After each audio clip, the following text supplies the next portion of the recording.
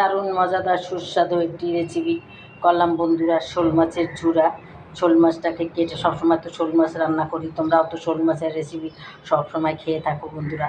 আমার মতো এভাবে একদিন রান্না করে খেয়ে দেখবে বন্ধুরা, দেখবে কত মজাদার, কত সুস্বাদু হয় বন্ধুরা। শোল মাছটাকে কেটে আমি একটু পানি দিয়ে হলুদ লবণ দিয়ে সেদ্ধ করে নিয়েছি, কাঁটাটা বেছে নিয়েছি। তারপর বেশি করে পেঁয়াজ দিয়ে, কাঁচামরিচ, শুকনো মরিচের গুঁড়া, হলুদ, মরিচ এইসব সব কিছু দিয়ে একটা টমেটো কেটে দিয়েছি, দিয়ে কষিয়ে আমি মাছটাকে তেলের উপরে আমি ভেজে নিয়েছি বন্ধুরা। দেখো কত কত সুস্বাদু হয়েছে। এর একটুখানি তরকারি দিয়ে অনেকগুলো ভাত খাওয়া যাবে বন্ধুরা। দেখো, তোমাদের কাছে যদি ভালো লেগে থাকে তাহলে অবশ্যই তোমরা এই রেসিপিটা করে একবার খেয়ে দেখবে বন্ধুরা, তাহলেই বুঝতে পারবে।